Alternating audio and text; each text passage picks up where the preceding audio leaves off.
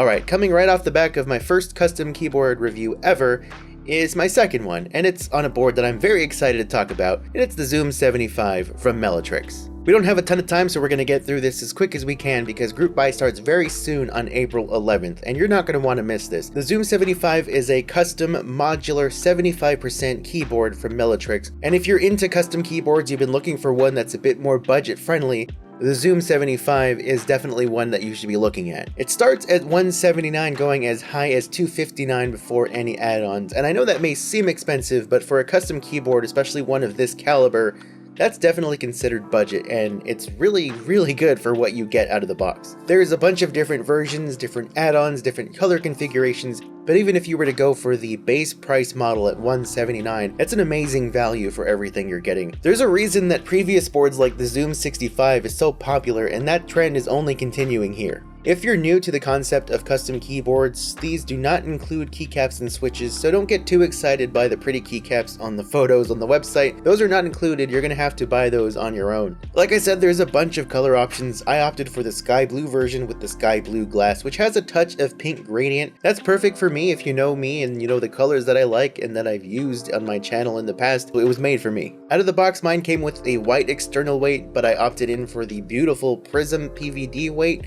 and it just looks amazing on this color scheme. It matches perfectly.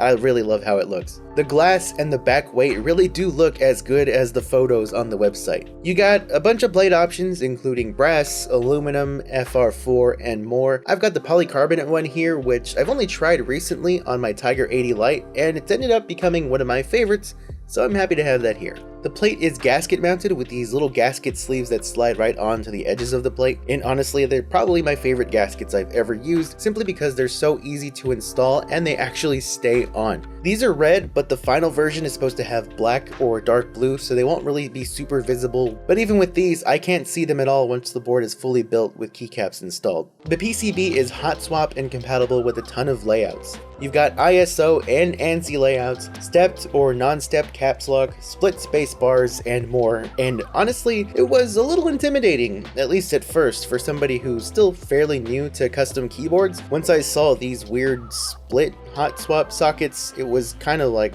what's going on here? But once I got my bearings, it was pretty easy, so don't let that intimidate you if you're newer to keyboards and looking at this one. I've got flex cuts in the PCB and the plate. You will have the option to choose flex cut or non-flex cut. If you go with the flex cut, be careful when pulling out switches, especially with like a polycarbonate plate, one of the plates that's more flexible, because if you're not paying attention, you might snag the plate instead of the switch. If you don't have a good eye on what you're doing and it feels like it's really hard to remove the switch, you might just be snagging the plate, and that could cause some damage to the plate. Just be careful. Speaking of the PCB, you might be wondering where the heck is the top right corner? Well, like I mentioned, this is a modular keyboard. That top right corner is going to let you swap out different pieces and different configurations so you can use it to your own liking in a different number of ways. You've got 2 keys, 1 key and a knob, no keys with a magnetic interchangeable badge, or what I chose here, which is an LCD display. As of recording, I have yet to configure the LCD, and I don't believe that I can just yet because the software is not quite ready. But once you have the board in your hands, you'll be able to display things like weather, time, date,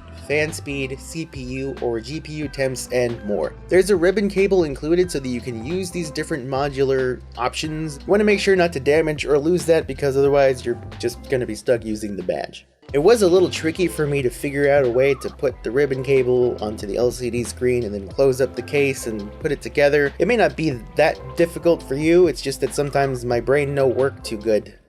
So I was stuck. Now, the board is also going to be VIA compatible, which is great. That's what I was hoping for. I love VIA. It's very simple to plug and play and configure your keys to your liking. The stabilizers here are pretty interesting. They are factory lubed, but there's also like a thin rubber layer that goes onto the wire on the corners where it connects with the housing. I've never seen anything like it before, and I decided not to do anything here, just to try them as they are out of the box to get an idea for this concept in general and to see how they sound without doing anything, and honestly I was pleasantly surprised.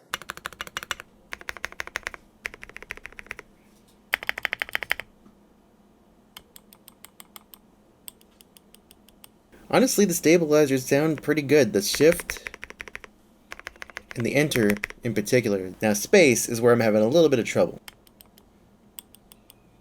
It's an easy fix, I just haven't taken the time to do it.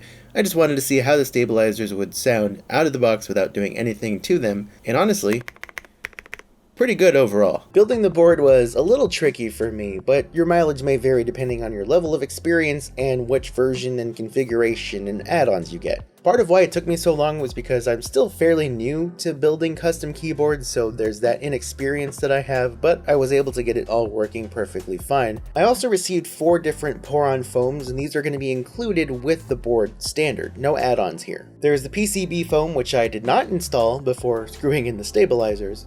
Then when I realized my mistake, I had to remove the stabilizers, put the PCB foam on, and then screw them back on, which is, again, part of that inexperience that also made the build take a bit longer than it probably should have. So make sure you attach that first before the stabilizers if you're planning to use the PCB foam. Then there's the plate foam sandwich between the plate and the PCB, and a thick case foam that slightly sticks to the back of the PCB, and then also one more foam that is included to sit above the battery compartment in the case. But I opted to use the optional add-on weight since I have it here. I want the board to weigh a bit more and add a little bit more density to affect the sound. The 4 foams are included, the internal weight is an optional add-on, just keep that in mind. In my Chimera 65 review, I applauded that board for being different, not needing all these foams to sound good and whatnot, and I mentioned that a lot of boards these days use foam to get that marbly, thocky sound that everybody's after.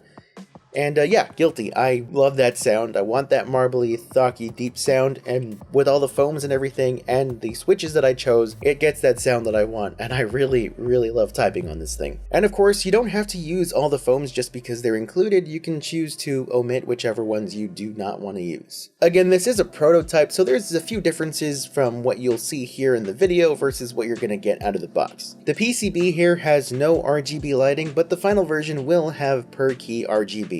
I've got 1 battery for the Bluetooth, but the final version is going to come with 2 to extend your battery life. Again, the gasket sleeves are going to be a different color in the final version. And this prototype has 4 screws in the corners of the back plate. The final version will have 2 extra screws for added stability. I should also mention that the final version is going to have different wireless modes. This one is only Bluetooth, but the final version is actually going to have 2.4 GHz wireless as well for a more stable connection if you want to use this for wireless gaming. This prototype also didn't include any plate alignment posts, but the final version is going to have those in case you do want to use them. You can take them off if you don't want to. It's just for added stability if you feel like that's something you need. I think we all need a little bit of stability in our lives. The unboxing experience when I first opened the board was amazing, first of all, with all the switches they sent me in the box, but just all the other things that came in the box itself. It was a little intimidating at first. You get a bunch of stuff, which I'll have here on the screen so you can pause if you want to look. This is also going to be in the website, which I'll have linked in the description if you want more details. There's a lot of information on this board on their website, so I definitely recommend checking that out. But don't take too long because, again, this is a limited group buy, and these things are going to sell. The Zoom75 and Zoom TKL and whatnot, those are popular boards for a reason, and I anticipate this one's going to be pretty popular as well. Alright, now for some quick sound tests. Melitrix did send me out 4 different Wuche switches spelled like this. They sent me the silent linear switches, silent tactile, heavy tactile, and my personal favorite that I'm choosing as my main switch for this keyboard for the time being is their new WS Marandi switches. It's got palm housing, UPE stems, and these removable LED diffusers made from PMMA. Here's a quick typing test with the Marandi switches, followed by a quick comparison with the other 3 switches.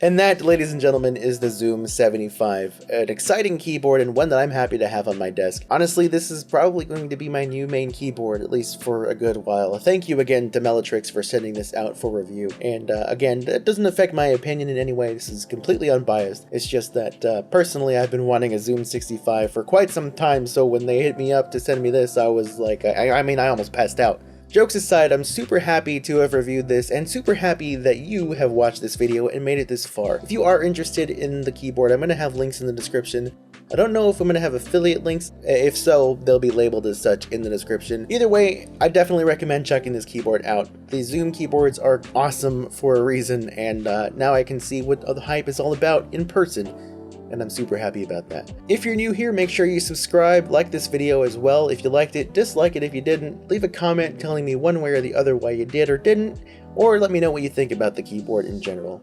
Thank you guys again. If you want to watch any other videos, I'll have a couple linked here for your viewing pleasure, and you can click somewhere over here to subscribe.